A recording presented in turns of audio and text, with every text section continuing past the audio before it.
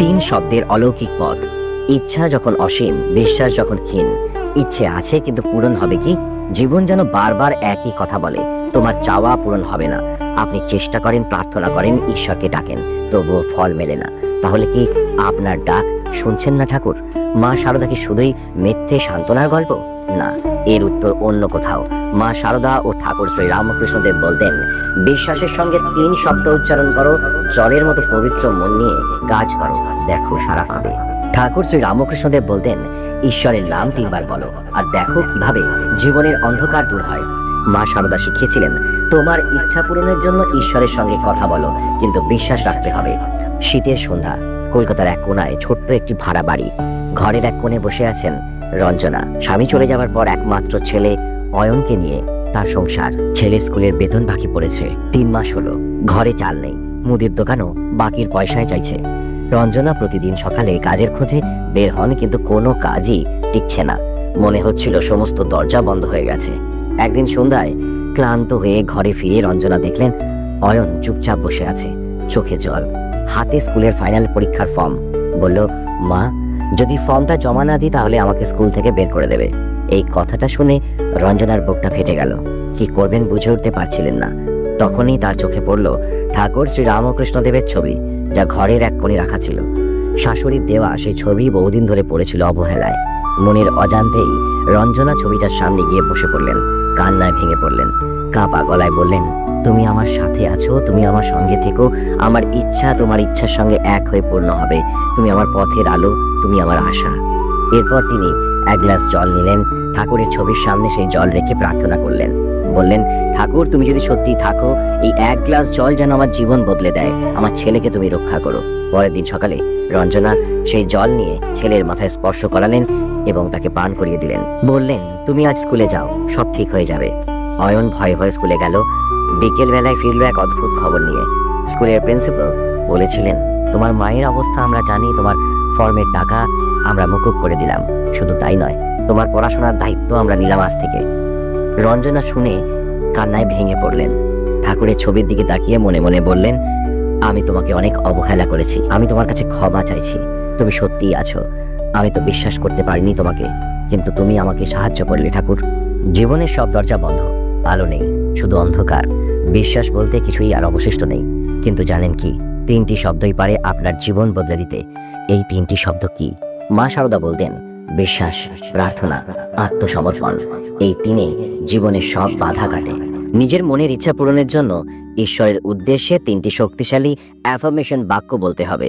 1, তুমি আমার সাথে আছো, তুমি সব পারো।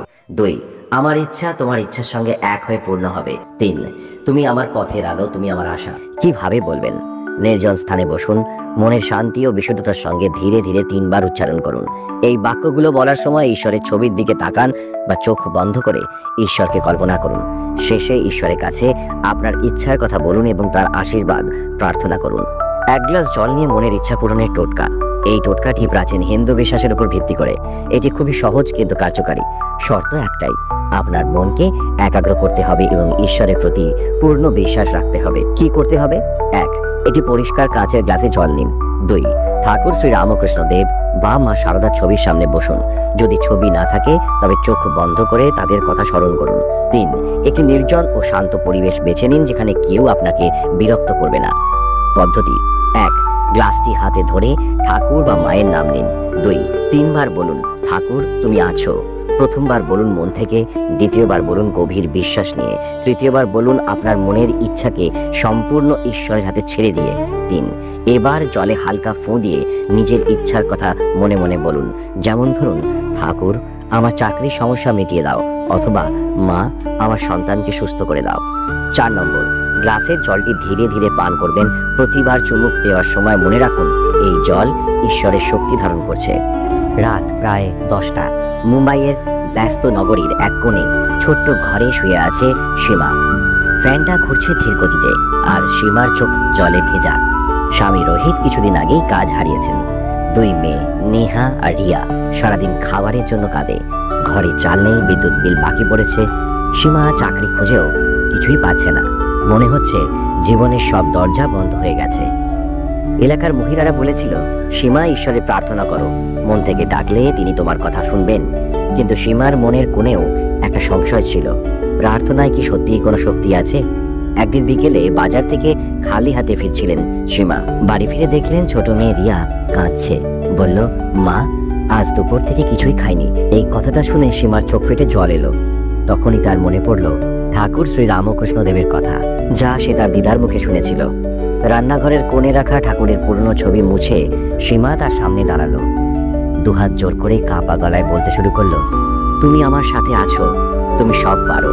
আমার ইচ্ছা তোমার ইচ্ছার সঙ্গে এক হয়ে পূর্ণ হবে। তুমি আমার পথের আলো, তুমি আমার আশা। এরপর সীমা এক গ্লাস জল নিয়ে ঠাকুরের ছবির সামনে রেখে বলল, এই জল যেন আমার জীবনের সব বাধা দূর করে ঠাকুর, তুমি দেখো।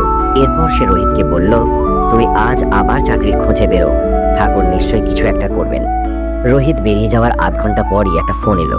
সীমার মামা বললেন, সীমা, আমি তোদের কথা শুনে খুব কষ্ট পেয়েছি, তুই চিন্তা করিস না, আমি কিছু সাহায্য পাঠাচ্ছি। একই দিনে রোহিত সুখবর নিয়ে বাড়ি এলো। একটা কোম্পানিতে কাজ দিয়েছে, যেখানে তার পুরনো অভিজ্ঞতার ভিত্তিতে সম্মানজনক বেতনও দিচ্ছে। সীমা সেই দিন রাতে ঠাকুরের ছবির সামনে বসে চোখ বন্ধ করে কেঁদে বলল, তুমি সত্যি আছো। কেন এই টোটকা কার্যকরী? জল প্রকৃতির অন্যতম পবিত্র উপাদান। এটি আমাদের মনোযোগ, আবেগ এবং বিশ্বাসকে শোষণ করে। ঠাকুরের নাম, এই নামের মধ্যে ঈশ্বরের শক্তি লুকিয়ে থাকে। ঠাকুর বলতেন, যে ভক্তি দিয়ে ডাকবে সে সেভাবেই সাড়া পাবে। এই টোটকা করার সময় আপনার মন যদি একাগ্র থাকে, তাহলে আপনার ইচ্ছা মহাবিশ্বের শক্তির সঙ্গে মিশে যায় এবং তা পূরণ হওয়ার সম্ভাবনা বাড়ে। কি কি সতর্কতা রাখতে হবে? 1. মনের ইচ্ছা যেন ন্যায়সঙ্গত এবং অন্য কারোর ক্ষতি করার উদ্দেশ্যে না হয়। 2.